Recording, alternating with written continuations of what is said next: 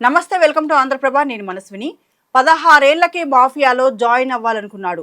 అమ్మాయి ప్రేమను తల్లి వద్దనగానే ఆవేశంతో ఊగిపోయాడు. చిన్నప్పటి నుంచి తల్లి చాలా రిస్ట్రిక్షన్స్ పెట్టిందని, ఈ ప్రేమ విషయంలో కూడా ఇలాగే చేస్తుందని ఆవేశం పెంచుకున్నాడు.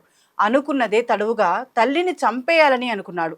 విజయనగరం జిల్లా రాజాంలో జరిగిన ఈ ఘటన ఇప్పుడు అందరినీ కలిచివేస్తోంది. కన్న ప్రేమను కాదనుకొని అల్లారు ముద్దుగా పెంచుకున్న కొడుకే ఆ తల్లి ప్రాణాలు తీసిన కిరాతక ఘటన విజయనగరం జిల్లా రాజాంలో కలకలం రేపింది. రాజాం మున్సిపాలిటీ పరిధిలోని డోలాపేటకు చెందిన 34 ఏళ్ల ముంజేటి స్పందనకు 10వ తరగతి పూర్తి చేసిన 16 ఏళ్ల కుమారుడు ఉన్నాడు. వయసు రీత్యా కొడుకు ఎక్కడ చెడుదోవ పడతాడోనని ఆందోళనతో ఆమె కాస్త కఠినంగా ఉంటూ క్రమశిక్షణతో మెలగాలని ఆంక్షలు విధించేవారు. అయితే ఇదే సమయంలో తాను ఒక అమ్మాయిని ప్రేమిస్తున్నానని ఆ బాలుడు చెప్పడంతో తల్లి దానికి ఒప్పుకోకుండా తీవ్రంగా మందలించారు.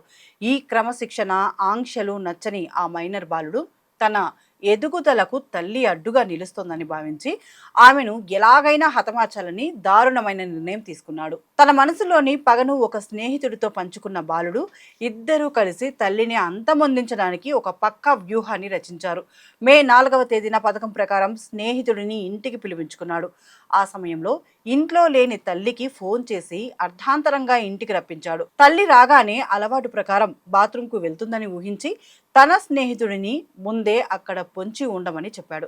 అనుకున్నట్లుగానే స్పందన ఇంటికి వచ్చి బాత్రూంలోకి వెళ్ళగానే స్నేహితుడు ఆమెను గట్టిగా పట్టుకున్నాడు. వెంటనే ఇద్దరు కలిసి దాచుకున్న 2 చాకులతో ఆమెపై పదే సుమారు 15 సార్లు విచక్షణారహితంగా పొడిచి కిరాతకంగా చంపేశారు. హత్య చేసిన అనంతరం ఆ నిందితులు అత్యంత క్రూరంగా వ్యవహరించారు. బాత్రూంలో ఉన్న రక్తపు మరకలను పూర్తిగా కడిగేసి సాక్ష్యాలను మాయం చేయడానికి ప్రయత్నించారు.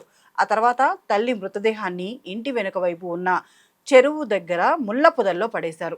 ఇంట్లో ఉన్న 9.5 తులాల బంగారు నగలు, 5,000 రూపాయల నగదు, తల్లి మొబైల్ ఫోన్ను తీసుకొని అక్కడి నుంచి పారిపోయారు.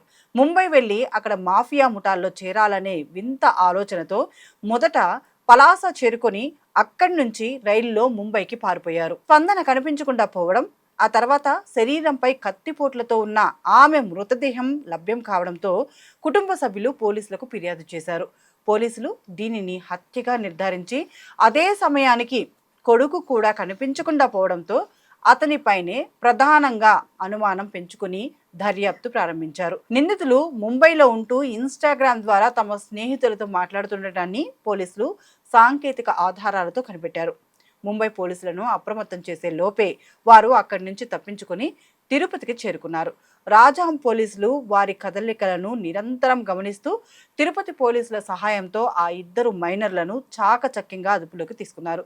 నిందితులకు వైద్య పరీక్షలు పూర్తి చేసి శ్రీకాకుళంలోని జువైనల్ బోర్డు ముందు హాజరుపరిచారు. ఇలాంటి ఘటనలను చూస్తుంటే పిల్లల పెంపకంలో తల్లిదండ్రులు చాలా జాగ్రత్తలు పాటించాలని స్పష్టమవుతోంది.